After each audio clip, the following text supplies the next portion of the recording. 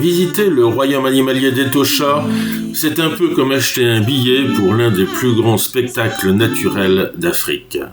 Nous quittons Oshakati des Lobes, impatients de retrouver le mythique parc. 2 heures de route nous attendent jusqu'à la King Nile Gate, mais qu'importe, l'excitation est trop forte, peu importe les kilomètres, peu importe que nous devions y revenir bientôt pour 5 nuits, l'envie d'y être tout de suite l'emporte sur la raison. Dès les premiers kilomètres, la lumière rasante révèle les premiers mouvements des gnous bleus à barbe noire, silhouettes sombres et nerveuses, trottent dans les herbes blondes. À l'approche de King Nile Gate, nous réglons les droits d'entrée et pénétrons dans un décor de savane blonde, ponctué d'acacias et de mopanes. Les pistes blanches s'étirent dans la lumière crue du matin, la poussière forme un voile doré et chaque détour de piste réserve une apparition. Sous la lumière dorée du matin, la savane s'étire à perte de vue. Chaque virage semble rapprocher un peu plus le territoire légendaire, où les éléphants d'Afrique australe soulèvent la poussière, où les springboks d'Etosha bondissent dans la plaine, où le cœur s'emballe à chaque silhouette aperçue. Une journée seulement à Etosha aujourd'hui, mais déjà, l'aventure commence.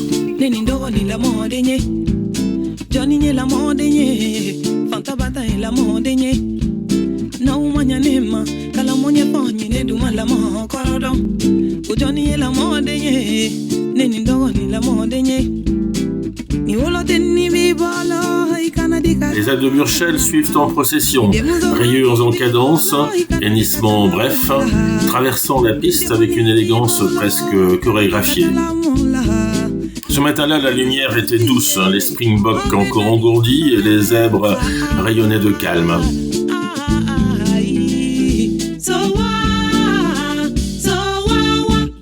Et puis entre 2 touffes d'herbes sèches, il est apparu. Silhouette fine, oreilles dressées, pelage tricolore, le chacal à chabraquin venait d'entrer en scène. Nous l'avions repéré à une 100quintaine de mètres, trottinant le long de la piste, comme s'il avait un rendez-vous. Son dos noir, bordé de poils argentés, tranchait nettement avec les flancs roux et le ventre clair. Il avançait d'un pas souple, presque nonchalant, mais ses yeux, eux, balayaient le terrain avec une précision de drone.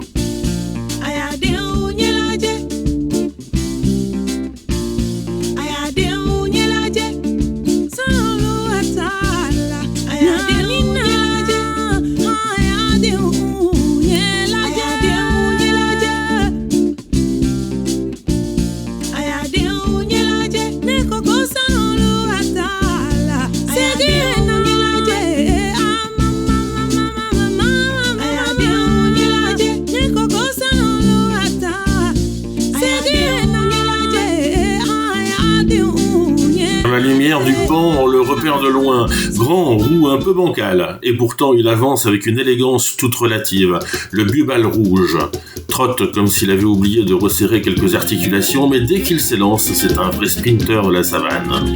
70 km/h, rien que cela.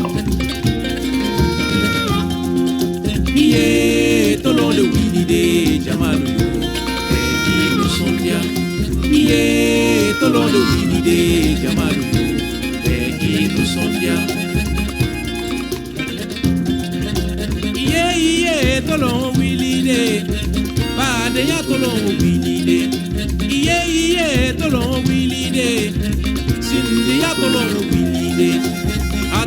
Sur la piste dorée, entre 2 troupeaux de zèbres de Burchell et un springbok, un peu cabotin, un mouvement a trahi une silhouette, pas un fauve, pas un rongeur, mais une outarde de Hartlob, experte en camouflage et championne de « je ne suis pas là ». Dans les buissons secs autour, un éclair rouge nous arrête net. Non, ce n'est pas un super-héros local, mais bien le Ganaleka, poitrine écarlate, le chanteur masqué du bûche.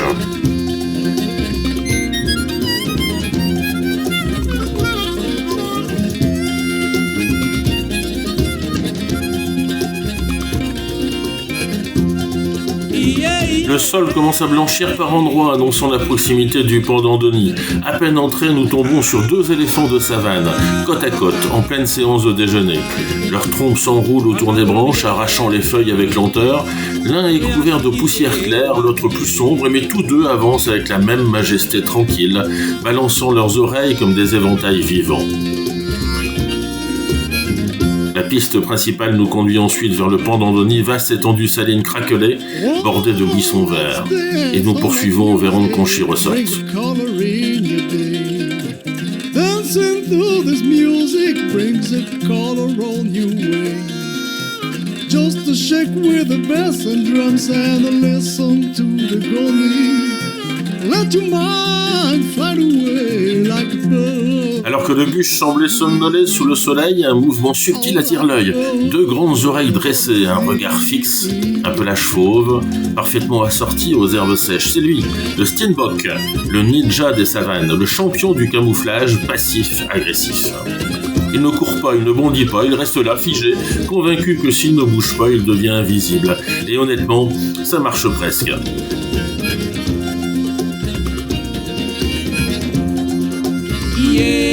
Tolonde wilide jamalu beki nu sonja iye tolonde wilide jamalu beki nu sonja iye tolonde wilide tolonde wilide iye tolonde wilide ma jamalu yo ne kaunga yuba iye tolonde iye beka tulu iye tolonde wilide ya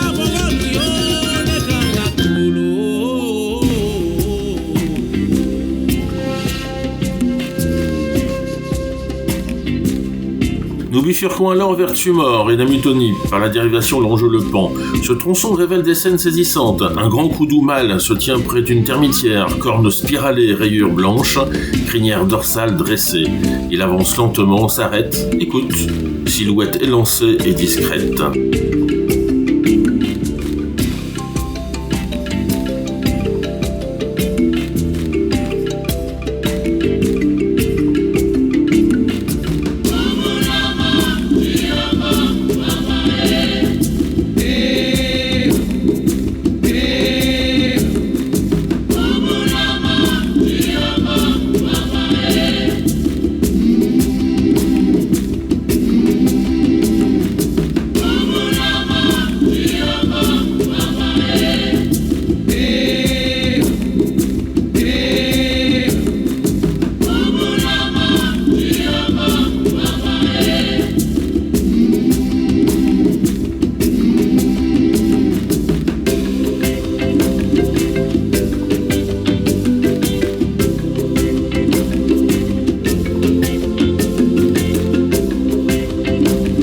Des impalas, gracieux, broutent dans la clairière, pelage roux, posture alerte, toujours prêt à bondir.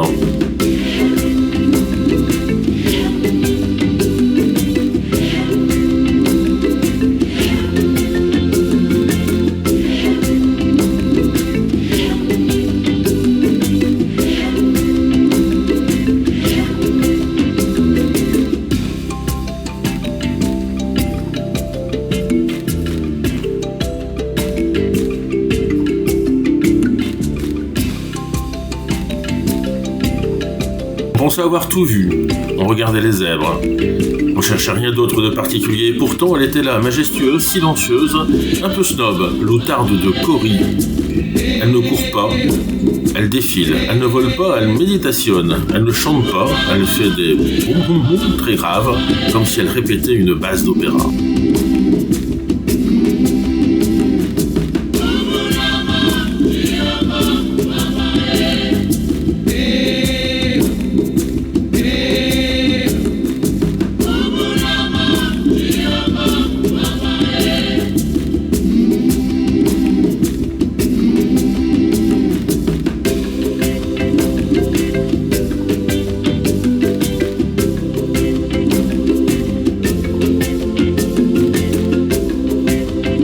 Three Palms, le décor s'élargit. Un groupe d'autruches d'Afrique australe avance lentement, suivi de leurs petits, des poussins couverts de duvet brun-beige poiqués en fil, imitant chaque mouvement de l'adulte. Le cortège progresse dans la lumière rasante, entre herbes sèches et buissons épineux. Dans les mêmes herbes sèches également, entre deux acacias, il était là, perché immobile, le regard perçant, un oiseau de proie, sobre et élégant, au plumage gris foncé et aux pattes rouges vives. Pas un cri, pas de mouvement brusque, juste une présence, celle de l'autour sombre, maître du guet et du silence. Une mangouste rouge surgit furtivement des racines d'acacia, pelage rouge-gris, yeux rougeoyants, museau teinté, posture alerte, elle s'arrête, observe, puis disparaît. Plus loin, un phacochère traverse la piste, queue dressée comme une antenne, corps trapu, défense recourbée, crinière dorsale. Il trottine, il fouille, il creuse, toujours en mouvement.